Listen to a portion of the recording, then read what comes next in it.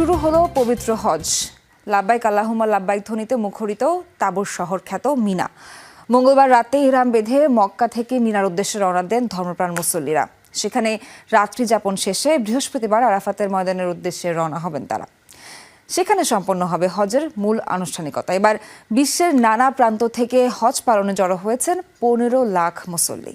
আন্তর্জাতিক মানসম্পন্ন টেম্পার গ্লাসের ওয়ালটন গ্যাস স্টোভ, আপনার রান্নাঘরের পারফেক্ট পার্টনার।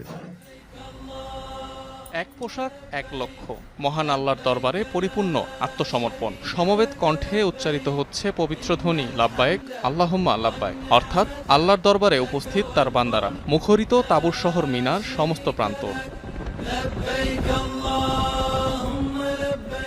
বুধবার মিনায় মুসল্লিদের অবস্থানের মধ্য দিয়ে শুরু হলো পবিত্র হজের আনুষ্ঠানিকতা। মঙ্গলবার রাতেই উপত্যকাটির উদ্দেশ্যে ইহরাম বেঁধে মক্কা থেকে রওনা হন মুসলিমরা।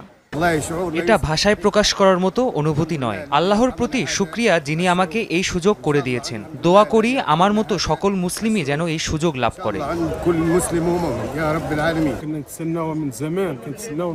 এর সাথে অন্য কিছুর তুলনা হয় না। অনেকদিন যাবৎ এই দিনের জন্য অপেক্ষা করছিলাম। মহান আল্লাহর দরবারে লাখো কোটি শুকরিয়া, তিনি আমাদের জন্য এই যাত্রা সহজ করে দিয়েছেন। পরিবার পরিজন সবার জন্যই দোয়া চেয়েছি।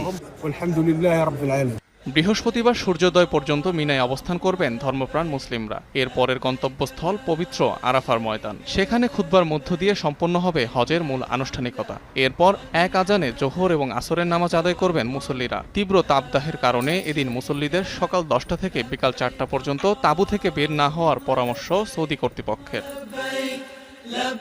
আরাফার ময়দান থেকে মুজদালিফায় গিয়ে রাত্রি যাপন শেষে শয়তানকে মারার জন্য পাথর সংগ্রহ করবেন হাজিরা। 10ই জিলহজ ঈদুল আজহার দিন জামারায় শয়তানকে পাথর মেরে কোরবানি দিয়ে মাথা মুন্ডন করবেন তারা। পরে কাবা শরীফ তাওয়াফ করবেন মুসল্লিরা। 11 ও 12 জিলহজ বাকি আনুষ্ঠানিকতা পালনের মাধ্যমে পবিত্র হজ শেষ করবেন লাখো মুসলিম। এবার হজ পালন করছেন বিশ্বের নানা প্রান্তের কমপক্ষে 15 লাখ মুসল্লি।